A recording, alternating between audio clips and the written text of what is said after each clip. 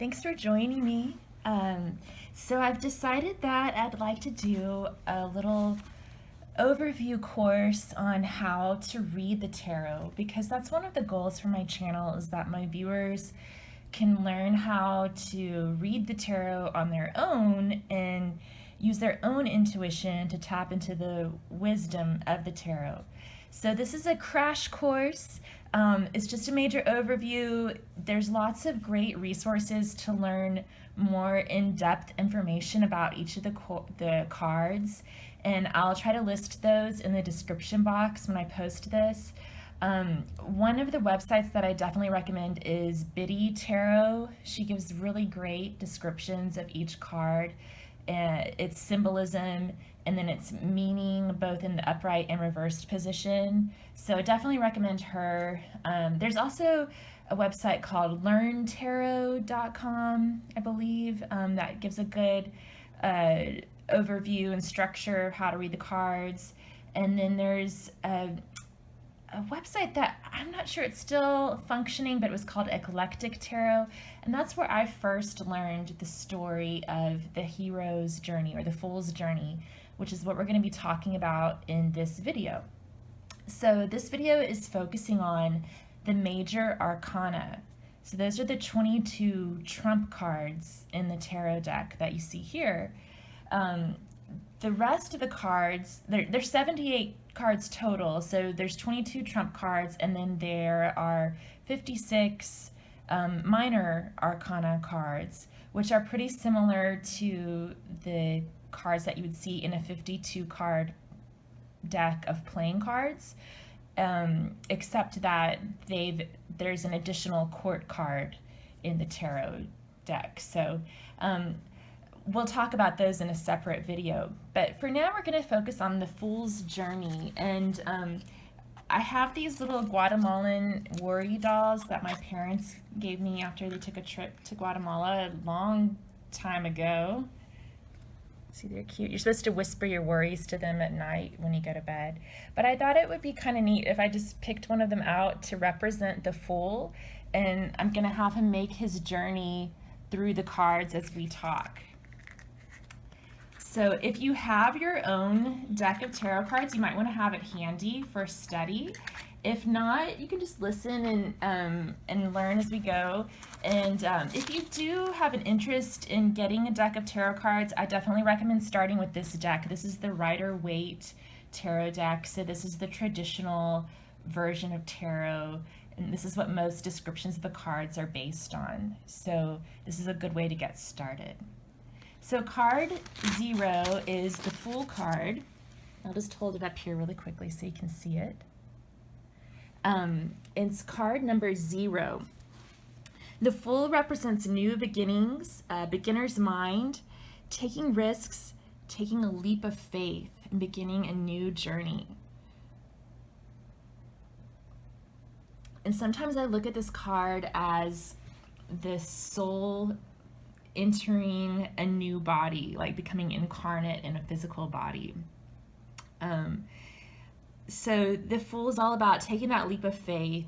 He's got this feeling in his bones that he's got this mission to accomplish. He's not sure why, but he's feeling like he just needs to take this leap off the cliff and trust that the universe is going to take care of him when he does. Of course, the shadow side to that is that sometimes, you know, there really is a hard place that he's going to land when he falls, and so he may be a little bit foolhardy or overly trusting and heedless. But in our story, the Fool decides to go ahead and take that leap of faith. And he falls and wakes up in the Magician's chamber. So here's the Magician card, just so you can see it.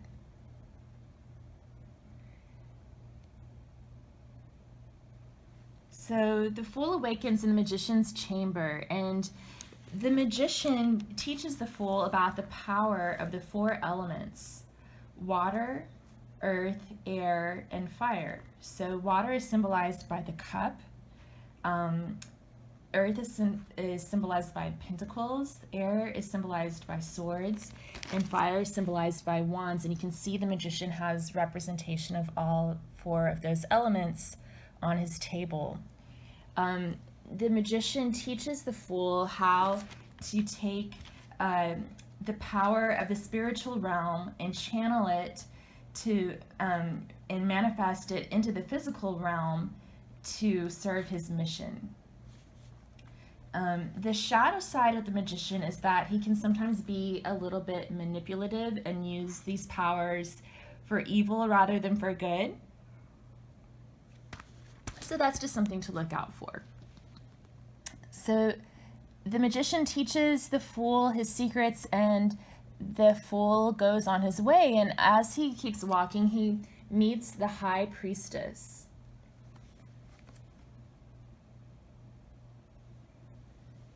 So the high priestess guards the veil between the spiritual realm and the earthly realm.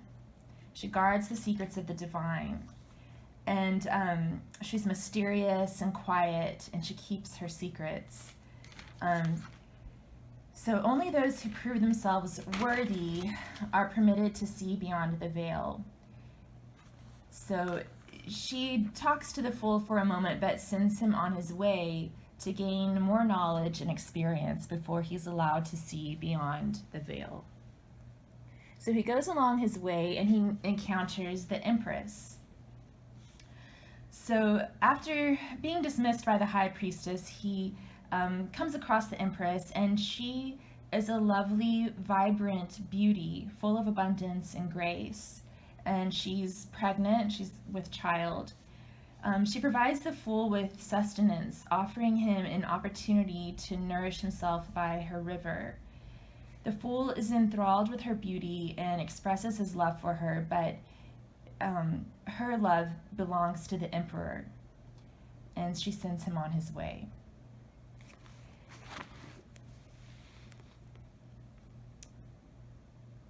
So the fool keeps walking along the river, and the river starts to get more and more narrow as the cliffs start to get higher and higher. The terrain begins to change and becomes very rocky,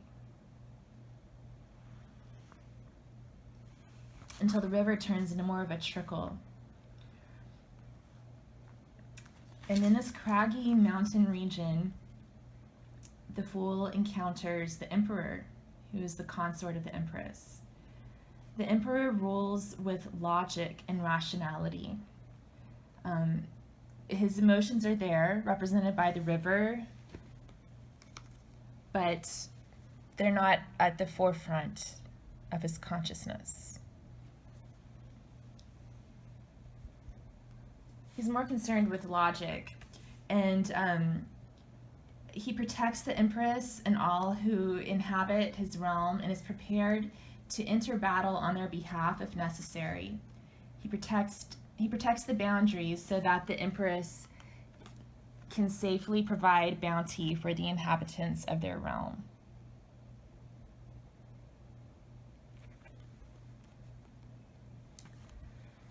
And so the fool learns from the emperor how to protect the empress and how to use logic and set boundaries, and to provide that stable foundation that the people of his realm depend on. He continues on his way, and as he goes along, he comes to a church and he stops to pray, and that's where he meets the Hierophant, or the Hierophant. The Hierophant is the religious leader of the realm. He translates spiritual concepts into societal constructs. His teachings enforce traditional values and institutions such as marriage and the church. He shows the fool the value of tradition and how spirituality can be interwoven with life in the real world. But his shadow side is that he sometimes conflates myth with fact and creates a potential abuse for power when he whispers into the emperor's ear and uses spirituality to gain control, political control. So the fool moves along and continues walking. He continues his quest and is stopped once again by another beautiful creature in the woods. So he's already met the high priestess and the empress, who are both representations of the divine feminine, and both of them sent him on his way.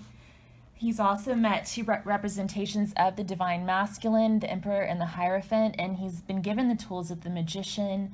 So with this experience, he's now ready for love. He meets this woman in the woods, and her beauty calls to him. There's this magnetic attraction, and to be honest, they just can't keep their hands off of each other. She's attracted to him as well. He begins to wonder if he should set aside his mission to be with her. And then he starts to think that perhaps if they come into union, their combined energy will synergize and propel them on the pathway to manifest their mission together. So he's come to a major choice point in his life. Perhaps she will only distract him, or even worse, reject him and break his heart. So there is a risk involved with this choice, but he decides to move forward with it anyway, because as he's sitting here thinking about the choice, along comes the charioteer, driving his chariot.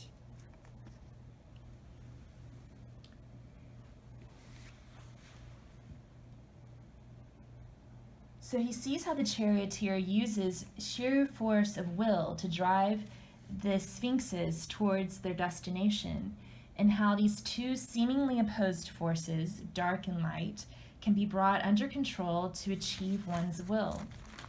He makes the decision to pursue things with his lover while simultaneously staying devoted to his mission. So again, he's taking on a risk of failure, but deciding to move forward anyway.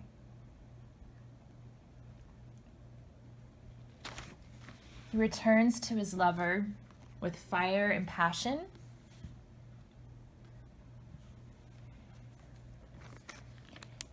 and discovers that he has been transformed into a beastly lion. He runs toward the maiden with a fierceness, ready to pounce, when suddenly he stops in his tracks. There is something so hypnotic about this woman. She places him into a trance with her gentle strength. She teaches him to maintain control of his beastly nature so that he can harness his power in service of his mission.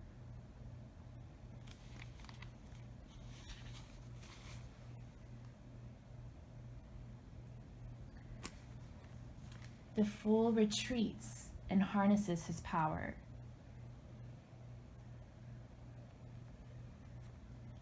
He needs some time alone to process all that he has learned and to regain focus on his mission. He leaves his lover behind and becomes the hermit.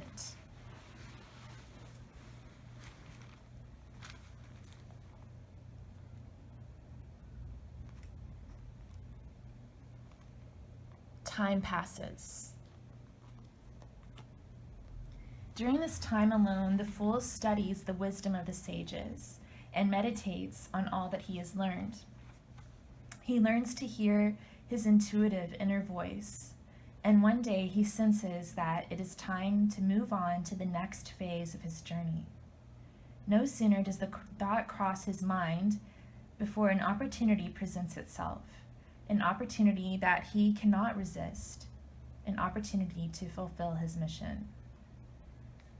This could bring him happiness, or it could bring him to ruin, and again, he has to take a risk.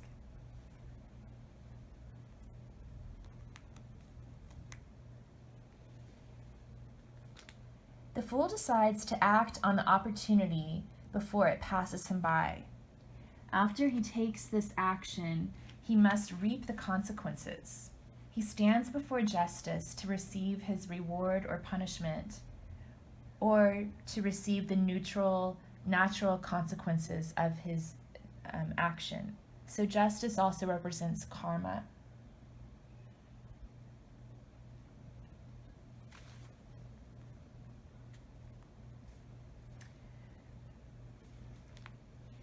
So, depending on the circumstances, perhaps the judge has sentenced him to hanging. Or perhaps he has chosen to go into a period of sacrifice and meditation to reflect on the life-changing experience that he has gone through. He has experienced so much now that he is ready to pass from the stage of being an acolyte into becoming a master, and his initiation begins.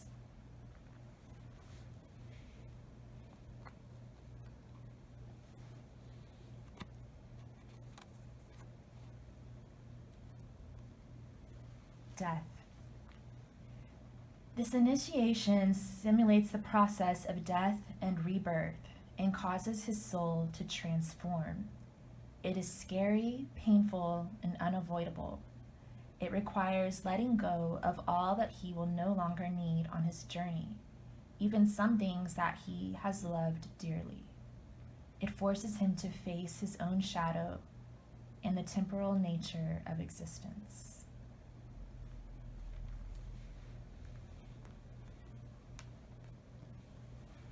When the initiation of death has been completed, the fool awakens. The angel of temperance revives him and teaches him the art of healing and the art of alchemy.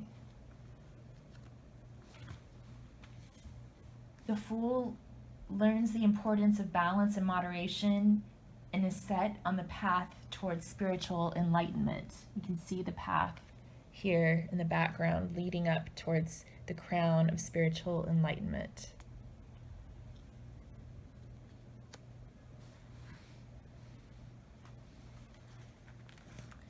But along the path,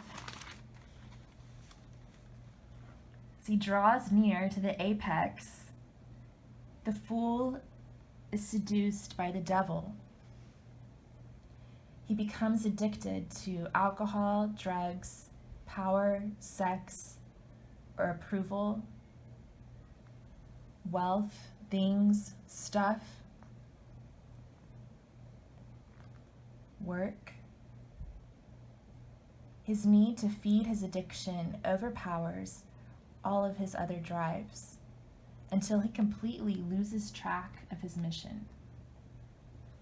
In this state, he allows himself to be placed in chains at the devil's feet in a dark dungeon at the base of a tower. But deep in his soul, there's still a glimmer of hope. And then one day, lightning strikes, and the tower collapses. The world is engulfed in flames, and the sky clouded in smoke and darkness. There's been a rift in the universe, a correction of power, and the devil's tower has been destroyed once and for all. The fool has finally been set free, but he has suffered a great deal in the process.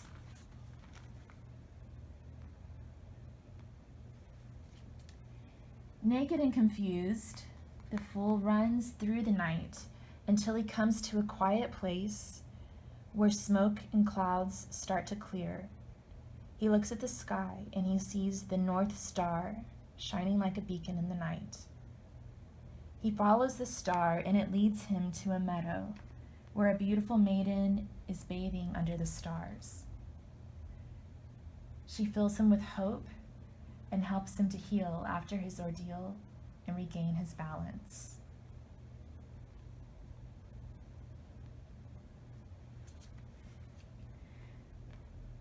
After all this time, the fool is finally back on his spiritual path. He follows the path until he comes to a river. The reflection of the moon on the river is peaceful, but he isn't sure what monsters may lurk in the moonlight. He looks back at the path he has traveled, takes a deep breath, tunes into his intuition, and allows the river to carry him away, not knowing what may come around the next bend.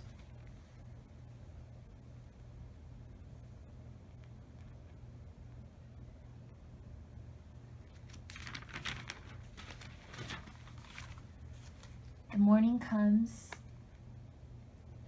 with the dawn, and the sun rises.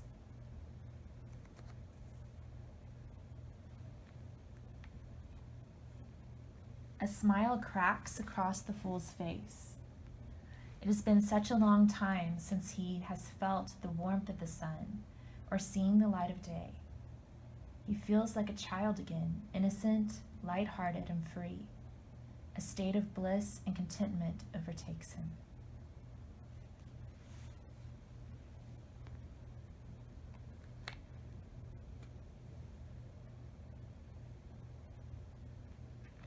The fool has learned his lesson, and his soul is called back to heaven to be reunited with the other divine souls in his tribe. He has been redeemed, forgiven of his sins, and has been given a new lease on life. His spirit has been renewed.